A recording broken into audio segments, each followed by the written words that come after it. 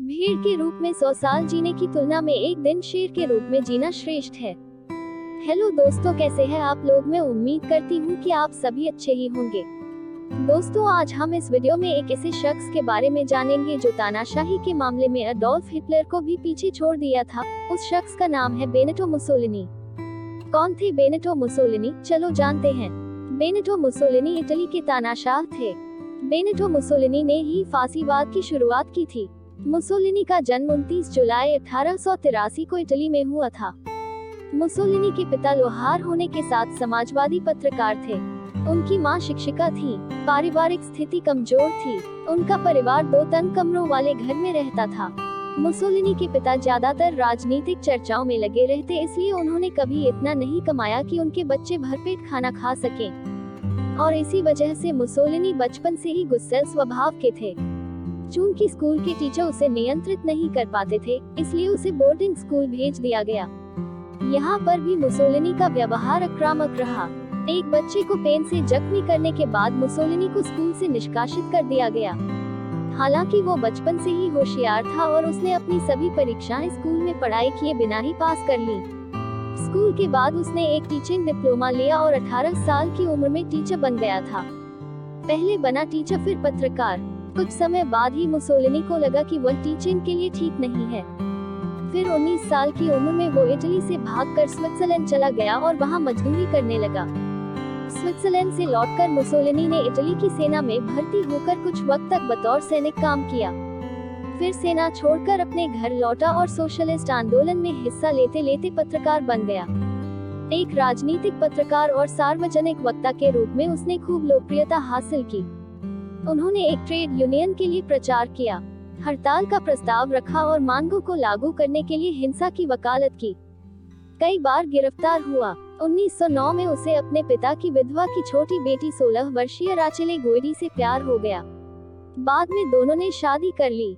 शादी के तुरंत बाद मुसोलिनी को 5वीं बार जेल हुई, लेकिन तब तक कॉमरेड मुसोलिनी की पहचान इटली के युवा समाजवादियों में सबसे प्रतिभाशाली और खतरनाक नेता के रूप में हो चुकी थी।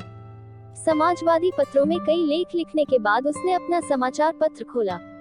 यह पेपर इतना सफल रहा कि 1912 में उन्हें आधिकारिक सोशलिस्ट अखबार अवंती का संपादक बना दिया गया। ऐसे ताकतवर बनता चला गया मुसोलिनी। साल 1914 में जब पहला विश्व युद्ध शुरू हुआ तो मुसोलिनी की राय थी कि इटली को ब्रिटेन और फ्रांस का साथ देना चाहिए। इसी वजह से उसे आवांती के संपादक की पोस्ट से हटा दिया गया और साल ही सोशलिस्ट पार्टी से भी निकाल दिया गया। इसके बाद 1919 में मुसोलिनी ने एक नई राजनीतिक पार्टी फासी दी कम्बात्तिमेंटी बनाई। इस पार्टी में केवल उन लोगों के लिए ही जगह थी जो ये सोच रखते थे कि इटली को फ्रांस और ब्रिटेन के साथ मिलकर लड़ना चाहिए था। इस दौरान सोशलिस्ट पार्टी कमजोर हो चुकी थी। इटली में भ्रष्टाचार बढ़ता ही जा रहा था। मुसोलिनी की ताकत बढ़ती चली गई। सेना के तटस्थ हो जाने की वजह से 30 अक्टूबर 1922 को मुसोलिनी की पार्टी ने रोम पर कब्जा कर लिया। प्रधानमंत्री लुइगी फेटा ने इस्तीफा दे दिया। बाद में हिटलर के साथ मिलकर मुसोलिनी ने फासीवाद को आगे बढ़ाया। दूसरे विश्व युद्ध में हार की वजह से 25 जुलाई 1943 तक ऐसे हालात बने कि मुसोलिनी को प्रधानमंत्री पद से इस्तीफा देना पड़ा। 1945 में दूसरा विश्व युद्ध खत्म होने की कगार पर था। तब सोवियत संघ और पोलैंड की सेनाओं ने बर्लिन पर कब्जा कर लिया। हार के डर से मुसोलिनी स्विट्जरलैंड की तरफ भागने लगा। तभी विरोधियों ने उसे पकड़कर गोली मार दी। अपनी उपलब्धियों पर मुसोलिनी को गर्व था। इतालवी इतिहास में सबसे युवा प्रधानमंत्री बनने की अपनी उपलब्धि पर मुसोलिनी को गर्व था। मुसोलिनी को दुनिया भर के प्रतिभाशाली व्यक्ति के रूप में सम्मानित किया गया था।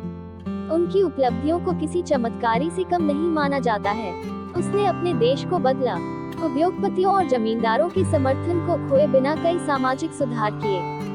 बावजूद इसके इटली के लोगों ने उससे इतनी नफरत की कि सुनकर रूह कांप उठेगी। मुसोलिनी ने अपनी बेरहमी और क्रूरता से 1922 से 1943 के बीच 20 साल तक इटली पर हुकूमत की। इतने लोकप्रिय तानाशाह का अंत दर्दनाक रहा। 28 अप्रैल 1945 को मुसोलिनी को उनकी प्रेमिका क्लारेटा पेटाची के साथ गोली मार दी गई थी। दूसरे विश्व युद्ध की शुरुआत में मुसोलिनी ने कहा था, अगर मैं लड़ाई के मैदान से हटूं तो मुझे गोली मार देना। लड़ाई में शिकस्त खाने के बाद मुसोलिनी जब अपनी प्रेमिका क्लारेटा के साथ स्विट्जरलैंड की सीमा की तरफ बढ़ रहे थे कि तभी उनके विरोधियों ने उन्हें पकड़ लिया और मुसोलिनी को उनके 16 साथियों के साथ मार डाला। बाद में ये लोग मुसोलिनी और 16 अन्य लोगों के शव को सड़क पर फेंक गए। उसके शव पर एक मिहाल ने 5 गोलियां मारी। एक ने उसके शव पर पेशाब किया। कुछ लोगों ने उसके चेहरे पर इतने पत्थर मारे कि मुसोलिनी का चेहरा ही पहचाना ना जा सके। लोगों में मुसोलिनी के प्रति इतनी नफरत थी कि वो उन शवों के ऊपर चढ़ गए और उन्हें अपने पैरों से कुचल दिया। मुसोलिनी ने अपने खिलाफ बोलने वाले लाखों लोगों की हत्या करवाई थी और उसकी मौत पर उन सभी लोगों ने जश्न मनाया। उसके शव को चौक पर उल्टा लटका दिया गया था। इसके बाद इटली में फांसीवादी विचारधारा वाली किसी राजनीतिक पार्टी को सत्ता में कभी जगह नहीं मिली। बेनिटो मुसोलिनी के 21 अनमोल विचार।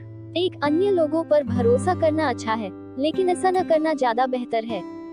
2, फांसीवाद एक धर्म है। इतिहास में 20वीं सदी को फांसीवाद की सदी के रूप में जाना जाएगा। 3, सिद्धांत रूप में लोकतंत्र सुंदर है, व्यवहार में यह एक भ्रम है। 4, सच तो यह है कि मनुष्य की स्वतंत्रता कमजोर है। 5, समाजवाद एक धोखा है, एक कॉमेडी है, एक प्रेत है, एक ब्लैकमेल है। 6, हर अराजकतावादी एक क्रूर तानाशाह है। 7, संतों का इतिहास मुख्य रूप से लोगों का पागलपन का इतिहास है। 8, विक्षिप्तता मृत्यु है। 9, जनसमूह चाहे वह भीड़ हो या सेना निंदनीय है। 10, भेड़ के रूप में 100 साल की तुलना में एक दिन शेर के रूप में जीना श्रेष्ठ है। 11, जहाँ ज्ञान बताता है वहाँ बुद्धि को परामर्श नहीं दिया जाता है। 12, मूर्ख ही एकमात्र उत्तर है जो आपको मूर्खों को देना चाहिए। 13, अगर मैं आगे बढ़ूं, मेरे पीछे जाऊं, अगर मैं पीछे हट जाऊं, मुझे मार डालो। 14, सबसे अच्छा खून किसी मूर्ख या मच्छर में मिल जाएगा। 15, कोई क्रांति नहीं है जो मनुष्य की प्रकृति को बदल सकती है। 16, धर्म कमजोर दिमाग वाले व्यक्तियों को नियंत्रित करने में मनुष्य की प्रकृति को बदल सकता है। 17, फांसीवाद की परिभाषा है निगम और राज्य का विवाह। 18, लहू ही इतिहास के पहले को चालू करता है। 19, वृत्तांत एक पेशा नहीं एक मिशन है। 20, विश्वास करो, पालन करो, लड़ो। 21, जो आपस में संबंध होते हैं उनसे हम बहस नहीं करते, उन्हें नष्ट कर देते हैं। दोस्तों, अगर आपको यह प्रेरक प्रसंग अच्छा लगा है तो प्लीज वीडियो को लाइक, शेयर और कमेंट जरूर करें। ऐसी और भी मजेदार प्रेरक प्रसंग सुनने और पहली बार वीडियो पर नए आए हों तो चैनल को सब्सक्राइब जरूर कर लें। चलिए दोस्तों, मिलते हैं एक नए ऊर्जावान प्रसंग के साथ। यहाँ तक वीडियो में बने रहने के लिए सभी का धन्यवाद।